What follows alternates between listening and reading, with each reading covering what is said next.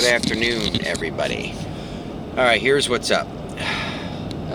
Last night at my practice, 6th grade travel practice, which I'm the coach of, I had a slight collision with one of my players, Mark. It was not a big deal. I'm not upset about it. It's kind of funny now that I look back at it. You know, this is what I get for being a 46-year-old man trying to steal the ball from a 12-year-old kid that can dribble the ball better than I can. So, you know, my head, his head, top of his head collided with the bridge of my nose, and I'm pretty sure I broke it. And it was so high up on the nose that I didn't really bleed at all. And it's just the one side. It's like a red, like almost like a blood, you know, underneath the skin. And I heard it crack inside my head, and it hurt really bad initially, and then when I went to the bathroom and I straightened it, it cracked back into place, and that was quite painful.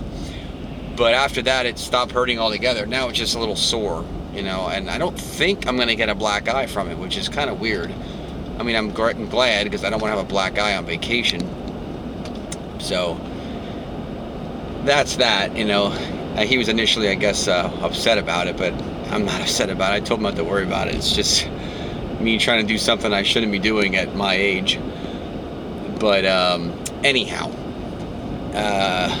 tomorrow is our big Brandywine tournament.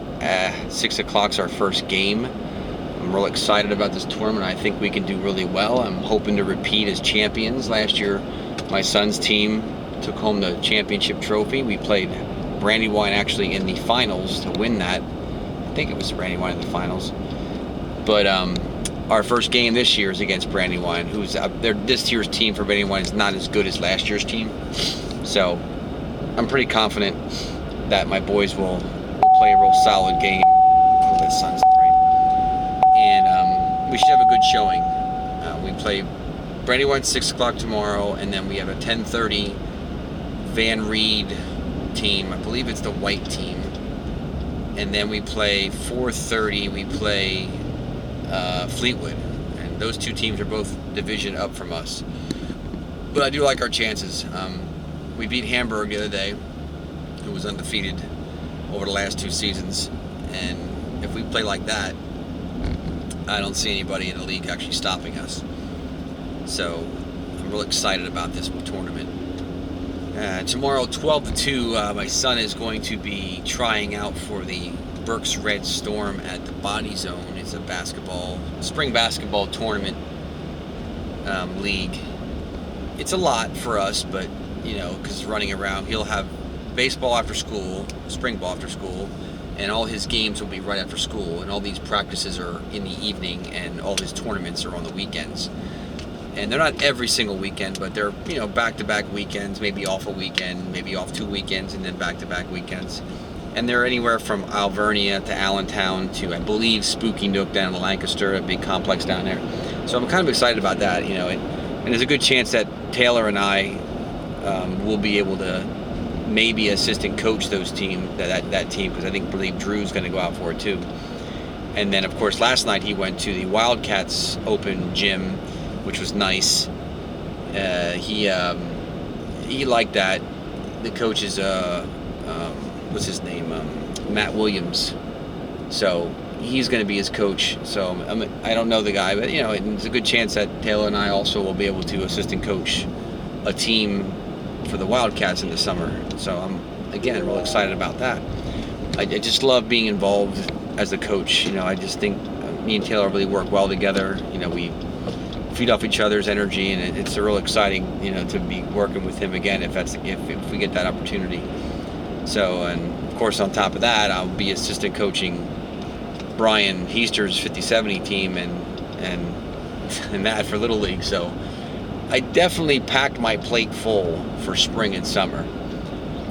You know, part of me is like, you need to take a break, but part of me is like, I feel so much more comfortable and at home on the sidelines and in the coaching role. I just think, you know, you're not going to get these opportunities very much, and my son is only going to be young for so long. and I didn't get an opportunity to coach anything that my older boy did. He only played basketball a little bit. He didn't really play baseball or anything else. So, and I'm probably trying to make up for that lost time that I had with him, with Zachary. And you know, and I regret a lot in my past with my oldest boy, and you know, just because of the divorce and trying to see him. It was a tough time for me to adjust and cope. But I never stopped loving him, that's for sure. And I've always desired to be around him. So I just hope he knows that, and I'm going to support him with whatever he does in his life. So anyhow, surgery's coming up, like I said in the last video, 28th. I have to call the hospital next week, and I can do my pre-admission testing over the phone, which is nice. I don't have to go into the hospital for that. And then the 27th, I work half a day at work till like noon, and then I have a doctor's appointment, which is 1:45, I believe, and then we'll be going over the surgery and what they're going to do and all that intricate stuff that the doc tells you before surgery. And then it's going to be an all liquid diet that day, and then surgery will be most likely first thing in the morning on Tuesday. So I'm nervous and excited at the same time to get this bag off of me and to be able to go to the bathroom like a normal human being. It's gonna be a rough transition because of getting used to doing that again, for one, and figuring out how my eating habits are going to change based on what I eat. Certain things will run through you very rapidly and pull a lot of stomach acid out, and there's a lot of burning involved because it's very acidic. So we've been, you know, shopping around for, the doc recommends to buy a bidet, excuse me, and keep water bottles on hand at work, you know, squirt bottles, because you want to wash your area before you do anything else, not to be graphic, and because you don't want to push acid into your skin because it's very acidic and it can be very painful. And you know, your body will get used to certain things, but that's still something I don't want to get used to really quick, because I don't need the burning. So, you know, there's ways around it. There's, you know, things that you can put on it, you know. So, not to be too graphic, but it's a way of life that I'm gonna have to get used to, and so I can't be ashamed to talk about it. You know, I'll just share it with you. It's, you know, you can use Desitin. They also have stuff called Calmicite or something like that. I read about it, I watched about it with a YouTuber that has did the same surgery that I'm getting done, and she was very helpful with all her information, which was great, and I want to thank her very much. Her name was Rosie Rose. So if she ever does watch this video, it's a shout out to Rosie Rose. That's her YouTube channel handle. She's very, very informative, very, very nice girl. She really went in detail about what to do, what to expect, and how she eats and her habits and how it helped her and things like that. So I have to keep a food diary. That way I know, you know, when I eat something, within an hour, hour and a half, sometimes 2 hours, depending on what I eat, I'll know if that food I eat is affecting me negatively, if you follow what I'm saying. So, you know, if I eat like a hot tomato soup because it's very liquidy and it's warm, that probably will flush through me very rapidly.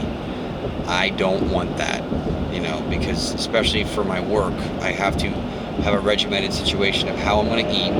You know, maybe a banana in the morning for breakfast with some peanut butter toast, or just plain straight peanut butter.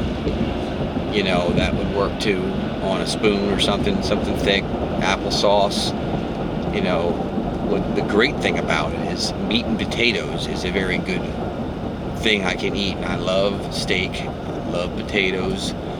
I have to make sure any vegetables I eat are cooked through.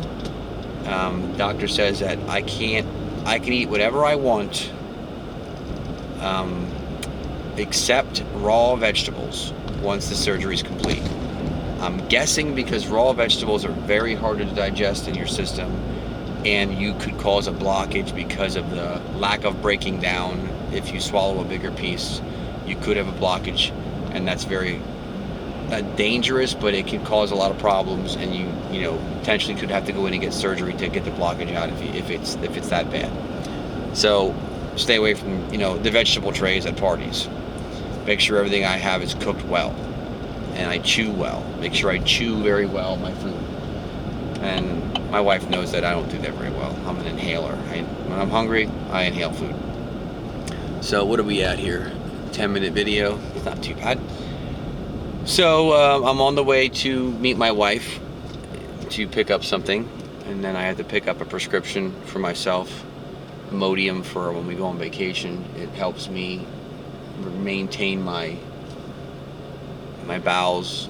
And my body will wait to expel, let me absorb as much nutrients as I can before I have to go to the bathroom.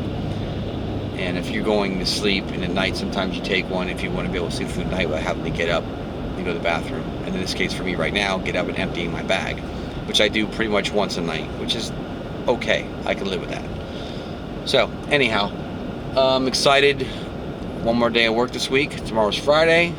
Exciting day, weekend for my basketball team. Exciting weekend for my son's tryout, and it's just going to be cool. We'll be going to Florida shortly. Down in Disney where it's warmer, which I can't wait for. It's exciting to know that it'll be nice and warm, opposed to this 37-degree weather we have right now. It is supposed to be 63 this weekend, so that is a nice thing. So anyway, I hate to keep rambling on, as my wife says. You get to the point and move on, but you know me.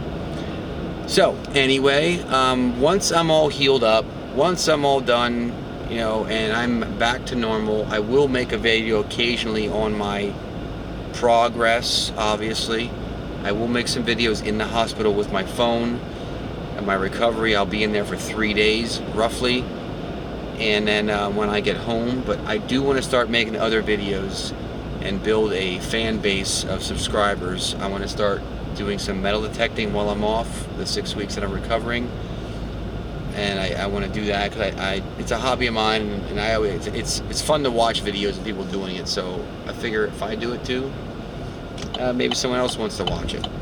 Maybe I'll find something nice.